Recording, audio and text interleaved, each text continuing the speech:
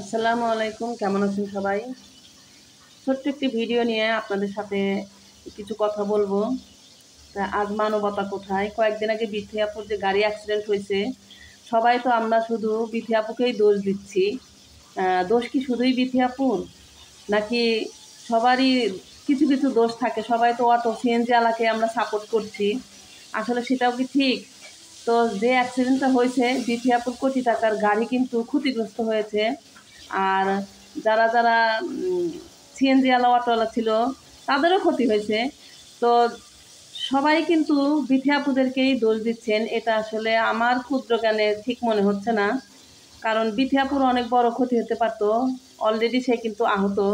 ভিডিওতে আমরা দেখেছি তার কপালে অনেকটা কেটে গেছে। তার সাথে যে ছিল তার গাল দিয়ে রক্ত পড়তেছে। তো মানবতা আজকে কোথায়? তাদেরকে সাহায্য সহযোগিতা করা বাদ দিয়ে আমরা সেই ভিডিওতে মাধ্যমে যা দেখেছি, সবাই এসে তাদেরকে ভিডিও করতেছে, তারপরে তাদেরকে বাজে বাজে মন্তব্য করতেছে, কথা বলতেছে, মেয়ে মানুষ কেন গাড়ি চালায়? কেন রে ভাই, মেয়ে মানুষ বলে কি সে গাড়ি চালাতে পারবে না? তার কোনো স্বাধীনতা নাই? অ্যাক্সিডেন্ট তো কেউ ইচ্ছে করে করে না। সে কেউ যদি ইচ্ছে করে অ্যাক্সিডেন্ট করে, তার জীবনের মায়া তো সবারই আছে, তাই না?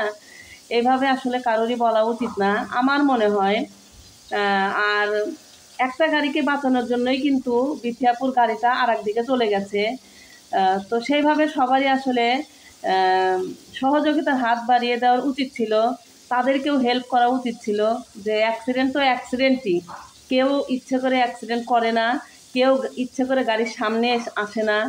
তো এটা আসলে সবারই উচিত যে অ্যাক্সিডেন্ট যার গাড়ির সাথে হয়েছে আর যে গাড়িটা অ্যাক্সিডেন্ট করেছে, সবারই আসলে সমানভাবে সহযোগিতা করা দরকার। কারণ এইখানে জীবন মৃত্যুর হাতে নিয়ে সবাই রাস্তায় গাড়ি চালায়, কেউ কখনো ইচ্ছে করে কারো গাড়ির সাথে ধাক্কা দেয় না। তো এটা আসলে সবারই মনে রাখা উচিত। আমি তীব্র নিন্দা জানালাম যে বিথী আপুদেরকে শুধু দোষারোপ করা হচ্ছে, তারপর তাদেরকে থানায় নিয়ে যাওয়া হয়েছে। তারপরে যাদের গাড়ির সাথে ধাক্কা লেগেছিল সিএনজি আলা অটোলা, তাদেরকে কিন্তু জরিমানাও দিয়েছে, আমরা ভিডিওর মাধ্যমে যতটুকু জেনেছি আর কি। তো যাই হোক, সবারই উচিত সবাইকে সহযোগিতা করা। অ্যাক্সিডেন্ট হলে কারোর নামে কারোর মানে যে নেগেটিভ কথা না বলাই ভালো। ওই মুহূর্তে দোষী হোক আর নির্দোষ হোক, সবাইকে সমানভাবে সহযোগিতা করার পরে হচ্ছে প্রশাসন সিদ্ধান্ত নিবে কে দোষী আর কে নির্দোষী। আসলে এটা কিন্তু আমাদের হাতে না। তো ভিডিওগুলো দেখে অনেকগুলো ভিডিও কিন্তু এগুলো আবার ভাইরাল হয়েছে, অনেকে ভিডিও করে করে ছেড়ে দিচ্ছে, বিথী আপু ভিডিও করছে, দেখে একটু খারাপই লাগলো। সেজন্য আমি একটু ভিডিও করলাম যে আসলে মনে হচ্ছে যে আসলে আমাদের বাস্তবতা কোথায়, বিবেক কোথায় আমাদের? যেখানে একটা অ্যাক্সিডেন্ট হয়েছে সেখানে আমরা সবাই গিয়ে তাদেরকেই শুধু কোন ঠাসা করে দিচ্ছি, বিথী আপুদেরকে, যে আপনি দোষী, আপনি কেন মেয়ে মানুষে এত রাতে হাইওয়েতে গাড়ি চালাচ্ছেন। এগুলো আসলে বলা ঠিক না। মেয়ে মানুষ বলে কি সে গাড়ি চালাতে পারবে না? তার কি কোনো স্বাধীনতা নাই? বলেন তো।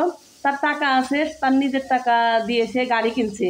তার গাড়ি কেনা নিয়েও অনেকে অনেক মন্তব্য করেছেন, এটাও আসলে ঠিক না। সে গাড়ি কিনছে, সে বিলাসবহুল জীবনযাপন করে, আমরা কি তাকে 4 আনা পয়সা কেউ দিয়েছি? আমরা জনগণই তো তাদেরকে সেলিব্রিটি বানাইছি।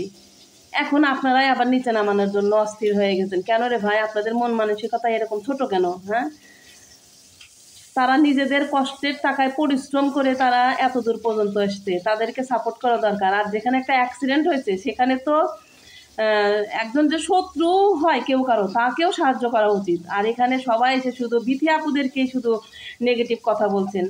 তো এই ছোট্ট একটা ভিডিও নিয়ে আপনাদের সাথে আপনাদের সাথে একটু শেয়ার করলাম। দেখে দেখে আর ভালো লাগলো না বসে থেকে। তো ভালো লাগলে অবশ্যই লাইক কমেন্ট শেয়ার করে পাশে থাকবেন। আর বিথী আপুদের জন্য অনেক অনেক দোয়া রইল।